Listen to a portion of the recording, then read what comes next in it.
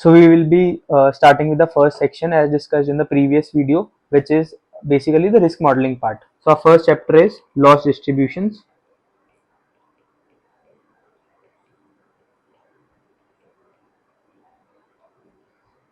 So what do we mean by losses? Losses in terms of insurance, we mean by claims. So losses are nothing but the claims. Now it has been observed over the years that the distribution of the losses over the year ये observe करा गया है कि जो losses का distribution है that look somewhat like this. Two things to note here. क्या क्या फीचर्स हम इस ग्राफ से नोट कर सकते हैं कि जो क्लेम अमाउंट का डिस्ट्रीब्यूशन है that is positively skewed and it is generally said कि ये लॉन्ग टेल्ड होते हैं. Positively skewed with long tailed. तो अब एक्स एक्सिस पे हमारे पास क्या है? Claim amounts. And y axis पे हमारे पास है प्रोबेबिलिटी. तो इस ग्राफ से हम क्या इंटरप्रेट कर पा रहे हैं कि छोटे claim amounts, let's say this is 100, then we have 200, 300 and so on, we have 1000. and similarly the probabilities which goes like this. तो हम क्या ऑब्जर्व कर रहे हैं कि जो छोटे क्लेम अमाउंट्स हैं वहां पे वी हैव हाई फ्रीक्वेंसी, वहां पे we have more number of claims and as the claim amount increases we have a lower probability.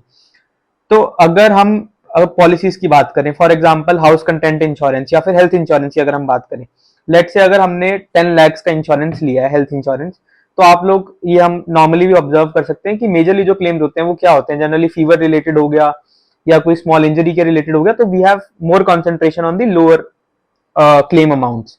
Higher claim amount, किसी को बहुत ही क्रिटिकल डिसीज हो गया तो उस केस में पूरी की पूरी 10 लाख लिमिट होगी.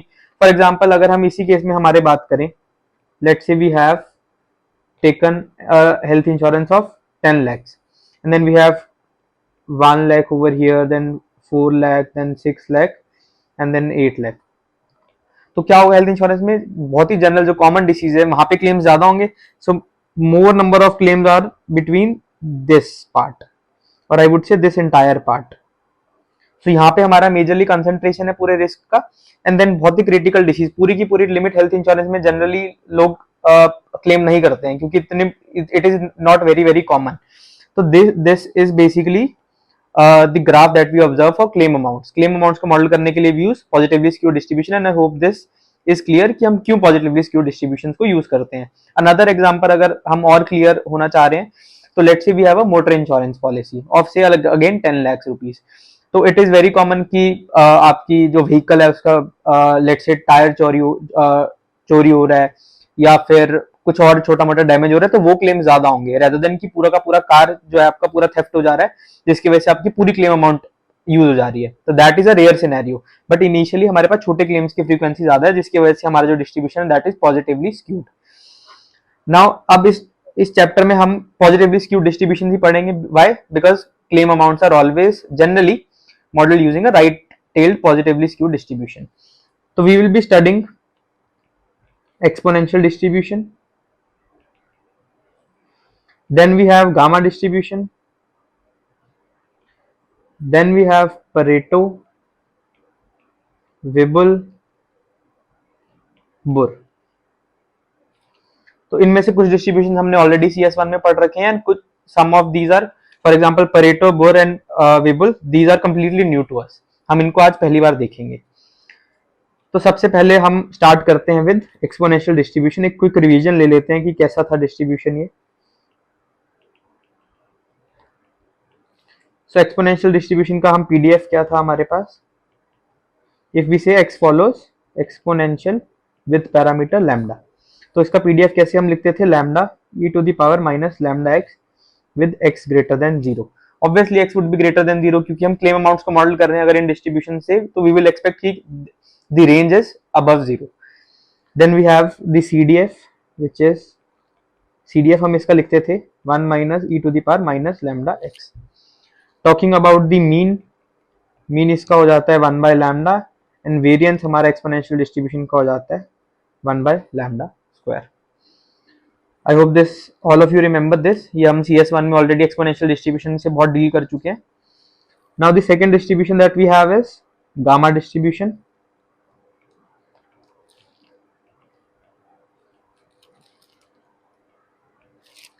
तो अगर हम बोलते हैं कि हमारा जो x है दैट फॉलोज गामा डिस्ट्रीब्यूशन, अगर हम बोलते हैं x follows gamma with parameter alpha comma lambda, and इसमें हमारे पास क्या होता था, alpha comma lambda both should be greater than 0, right.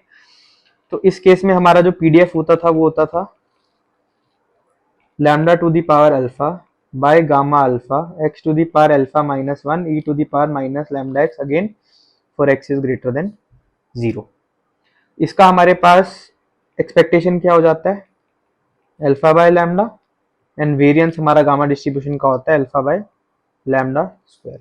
Again ये सब हमारे टेबल्स में ऑलरेडी है, we are just having a quick revision, ये डिस्ट्रीब्यूशन हम ऑलरेडी पहले देख भी चुके हैं। So exponential and gamma, I hope this is very clear to all of you.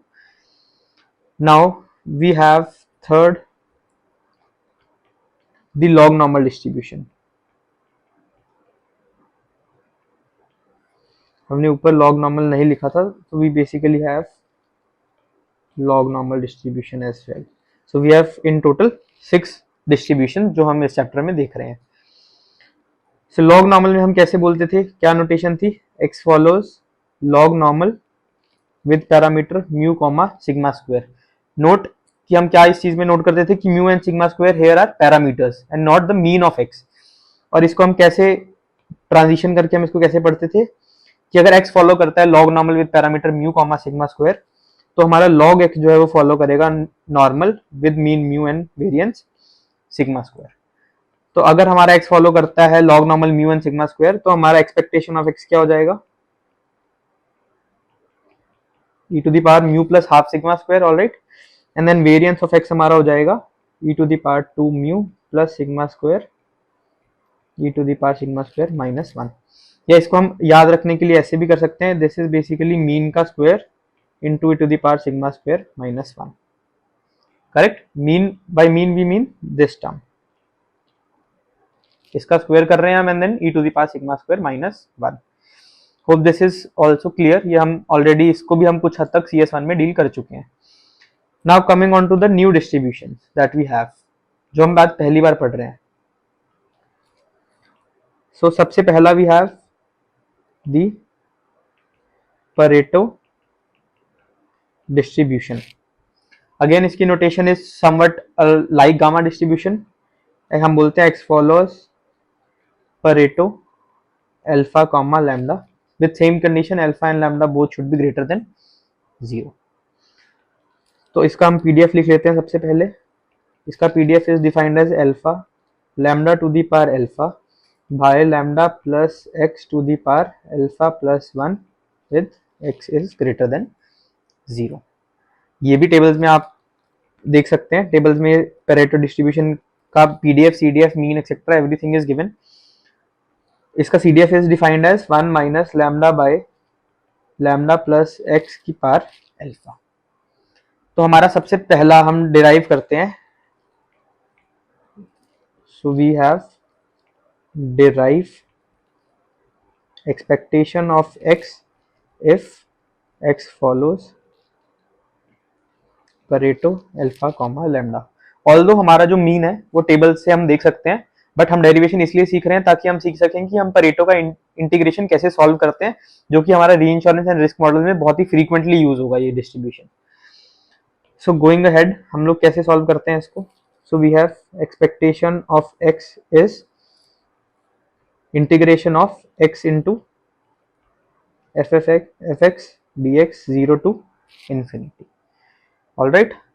इसको हम कैसे लिख सकते हैं, replacing the PDF lambda alpha lambda to the power alpha by lambda plus x to the power alpha plus 1 dx, okay.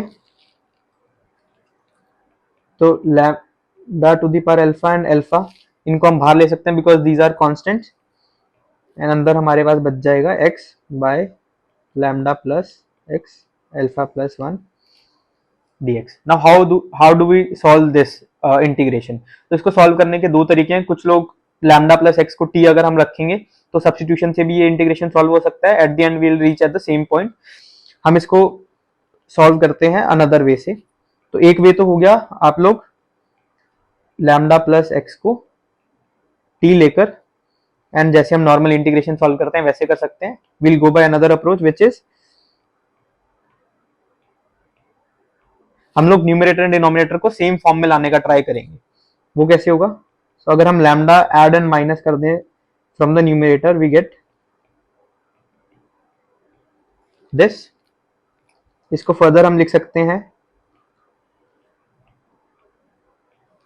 Lambda plus x by lambda plus x to the power alpha plus 1। हम split कर सकते हैं इसको, lambda plus x to the power alpha plus 1 dx। All right, now further क्या हो जाएगा हमारे पास? ये न्यूमरेटर और डिनोमिनेटर हमारा सेम हो गया, so we will have one less power in the denominator minus ये हमारा एज इट इज हो जाएगा।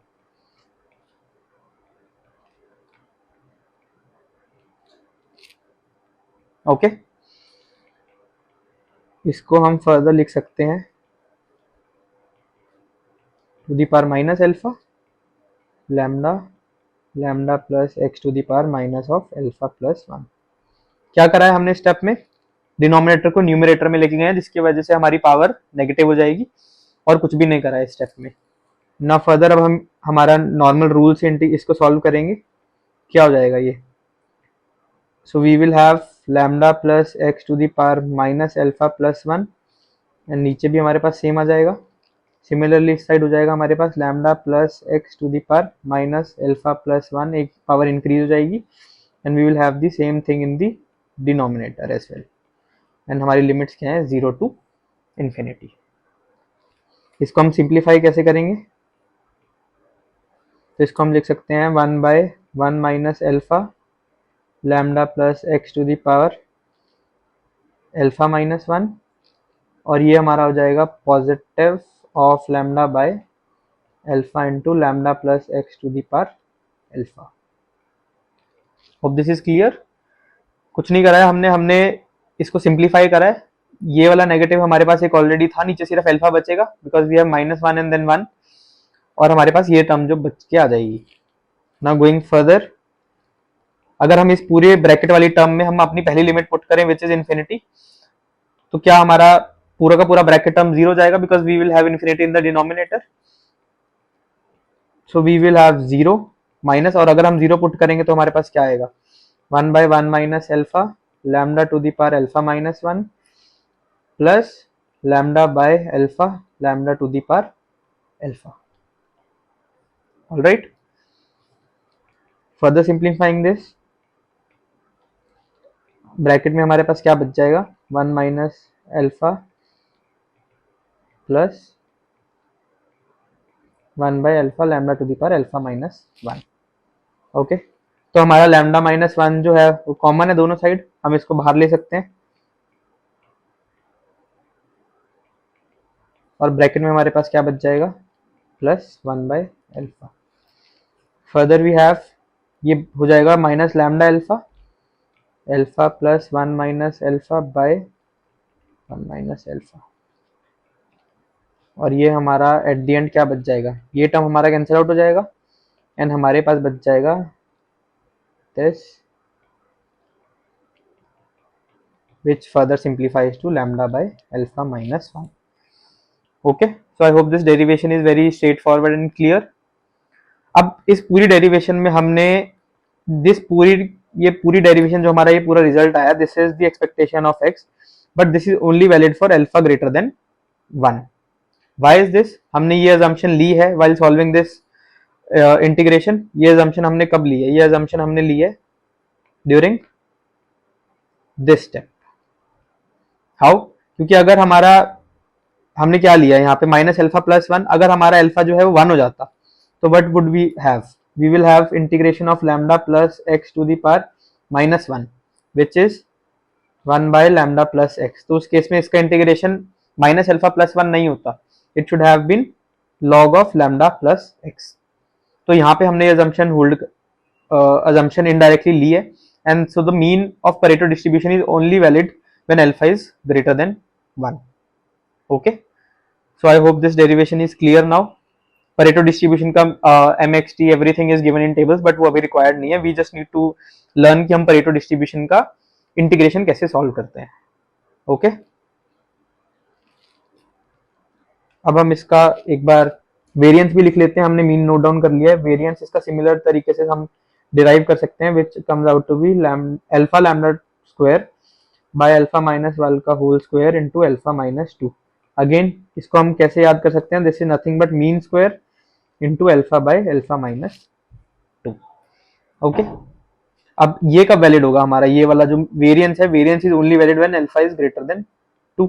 obviously because alpha is in the denominator, we can't expect it to be negative. Okay, so these two are the results for Pareto distribution. The next distribution we have is the Weibull distribution.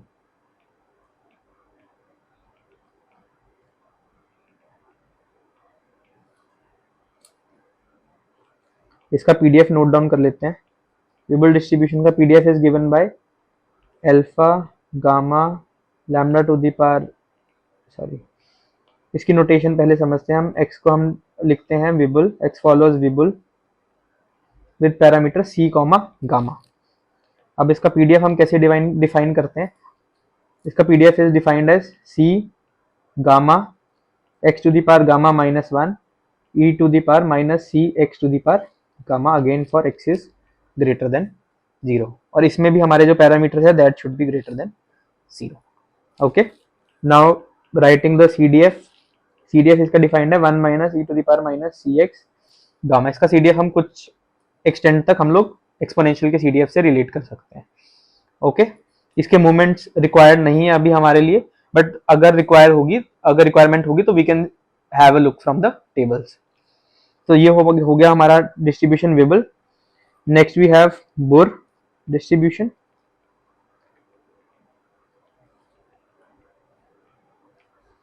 तो इसकी notation is somewhat like this. x follows Bohr distribution with parameters alpha, lambda, gamma, where alpha, lambda, gamma are all greater than 0. इसका PDF हम लोग लिख लेते हैं. PDF of Bohr distribution is defined as alpha, gamma, lambda to the power alpha, x to the power gamma minus 1 by lambda plus x to the power gamma by alpha plus 1 for x is greater than 0. इसका जो PDF है that can be related to the Pareto distribution.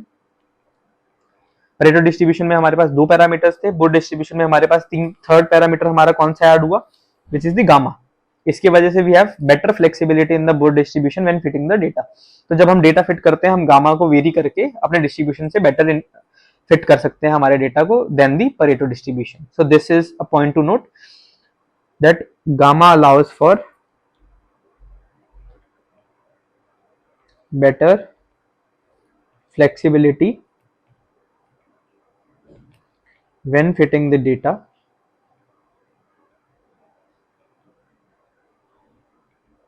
as compared to the Pareto distribution.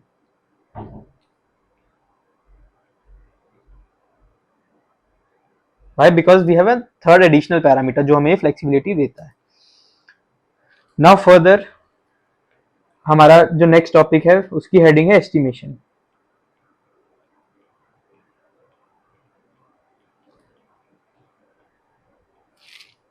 Estimation हम लोग again CS1 में पढ़ चुके हैं. हमने एस्टिमेशन की कौन से दो मेथड्स पढ़े थे? हमने पढ़ा था मेथड ऑफ मूवमेंट जिसको हम MOM भी बोलते हैं, MLE. MOM में हम क्या करते थे? हम पॉपुलेशन मूवमेंट्स को सैंपल मूवमेंट से इक्वेट करते थे एंड देन हम पैरामीटर्स को एस्टिमेट करते थे. मैक्सिमम लाइक्लीहुड एस्टिमेशन में हम लोग क्या करते थे? मैक्सिमम लाइक्लीहुड एस्टिमेशन में हम लोग पीडीएफ को मैक्सिमाइज करते थे एंड देन हमारा जो पैरामीटर है उसको हम एस्टिमेट करते थे. Now we have a third way of estimation which is the method of percentile. Method of percentile. This is somewhat similar to method of movements. Method of movements में हम लोग क्या कर रहे थे? हम लोग पॉपुलेशन मूवमेंट्स को सैंपल मूवमेंट्स को इक्वेट कर रहे थे. मेथड ऑफ परसेंटाइल्स में हम लोग क्या कर रहे हैं? मेथड ऑफ परसेंटाइल्स में हम लोग पॉपुलेशन परसेंटाइल्स को सैंपल परसेंटाइल्स के को इक्वेट कर रहे हैं and then we get the estimates of our parameters. इसको हम एक एग्जांपल के थ्रू समझते हैं। So we have example question number 2 from our workbook. So we have, let's just read the question first. The last 10 claims under a particular class of insurance policy were, हमें 10 sample data दे रखा है, हमारे पास 10 values हैं उसकी। Now directly coming on to the third part, क्योंकि first part में हम लोग क्या कर रहे हैं, फर्स्ट पार्ट में हम लोग एमएलई यूज कर रहे हैं, सेकंड में हम लोग मेथड ऑफ मूवमेंट्स यूज कर रहे हैं जो हम ऑलरेडी पढ़ चुके हैं। So the third part, assuming that the claims come from a Weibull distribution with parameters c and y, use the method of percentiles based on 25th and 75th percentiles to estimate these parameters. तो सबसे पहले percentiles को निकालने के लिए हम लोग क्या अप्रोच जनरली फॉलो करते हैं, हम लोग सबसे पहले हमारे जो डेटा है उसको हम असेंडिंग ऑर्डर में लिखते हैं and then we get the percentiles. तो हम सबसे पहले इसको असेंडिंग ऑर्डर में लिख लेते हैं हमारे डेटा को। So the lowest value we have is 35,111। So the first step we have a write the data in ascending order। so हमारे पास सबसे लीस्ट वैल्यू क्या है 35, देन वी हैव 111, फिर हमारे पास है 201 and 309,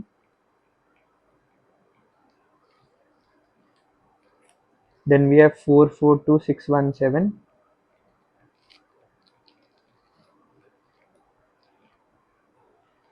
further we have 843 1330,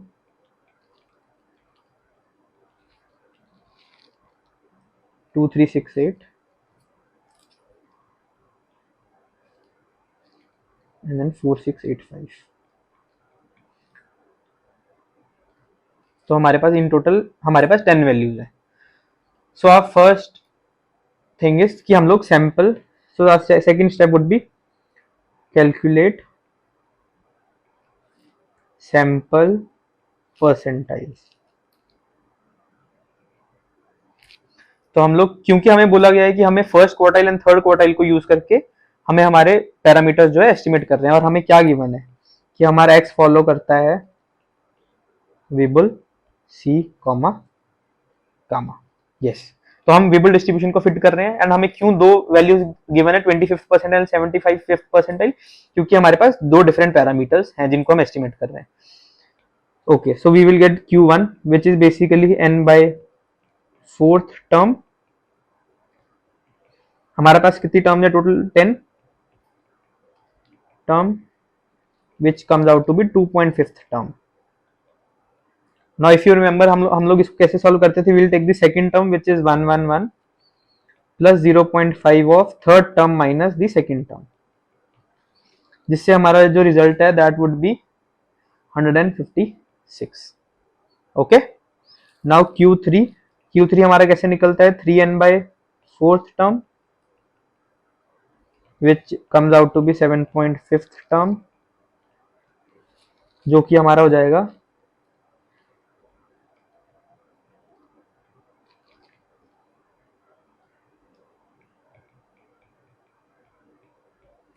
similarly जैसे हमने Q1 सॉल्व करा है, इसका हमारा जो रिजल्ट आ जाएगा वो आएगा 1086.5। Okay, so the third step that we have, तो सबसे पहले हमने क्या करा, हमने हमारे डेटा को असेंडिंग ऑर्डर में लिखा y to get the percentiles. Second, हमने हमारे सैंपल डेटा का परसेंटाइल्स निकाला। Now third we will calculate population percentile.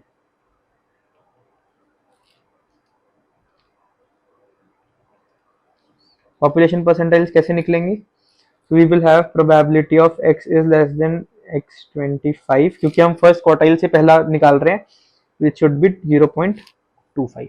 अब मेथड ऑफ मूवमेंट हम लोग क्या करते थे, हम पॉपुलेशन के फॉर्मूला को इक्वेट करते थे सैंपल फॉर्मूला से, सैंपल वैल्यूज को यूज करके हम लोग एस्टिमेशन करते थे। सिमिलरली हम क्या इक्वेट कर सकते हैं इसमें, हम हमारे x25 जो हमारा सैंपल से आ रही है ये वैल्यू, हमारी क्या वैल्यू आई है पहली 156, this should be 0.25। okay, similarly on the other hand we have probability of x is less than 75th percentile, जिसकी probability क्या होगी हमारी 0.75, और from above we have 1086.5 0.75, क्योंकि हम हमारे डेटा को फिट कर रहे हैं तो ये दोनों रिजल्ट जो है होल्ड करने चाहिए। Now using the CDF of Weibull distribution, हमारे पास क्या वेबल का हमने ऊपर CDF लिखा भी है, 1 माइनस ई, अगर हम इसको लिख लेते हैं तो हमारे पास क्या रिजल्ट आएगा, 1 minus e to the power minus c, and then we have x to the power gamma. Okay, ये हमारा हो जाएगा 0.25, एंड हमारी सेकंड इक्वेशन क्या बनेगी, 1 minus e to the power minus c x 75 gamma is equal to 0.75।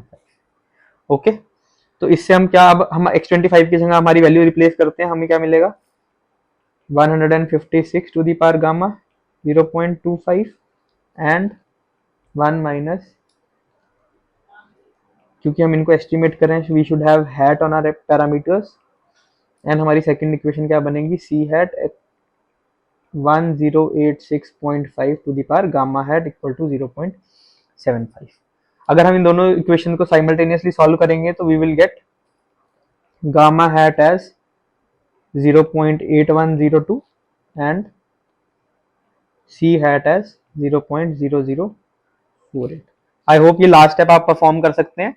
इन दोनों equation को हमें कुछ नहीं करना है, इन दोनों इक्वेशन को हमें साइमल्टेनियसली अगर हम सॉल्व करेंगे तो will get these two results, and these are estimates of parameters using method of percentiles. I hope this is very clear, because ये जो method of percentile है ये बहुत सिमिलर है method of movements के, और इस एग्जांपल के थ्रू हमने देख लिया कि कैसे हम पैरामीटर्स को एस्टिमेट कर सकते हैं।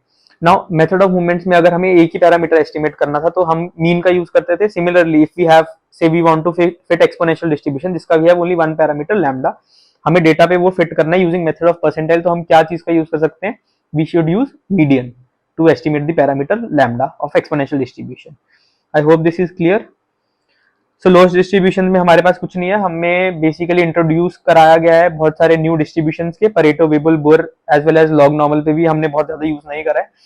All of these distribution will be use in the further chapters. इसमें एक बहुत इंपॉर्टेंट जो हमने रिजल्ट सीखा, that is derivation of Pareto distribution, movements of Pareto distribution. ये रिजल्ट हम बार बार देखेंगे आगे वाले आने वाले चैप्टर्स में, and I hope this is clear. In the next class we'll start with our chapter reinsurance. Thank you.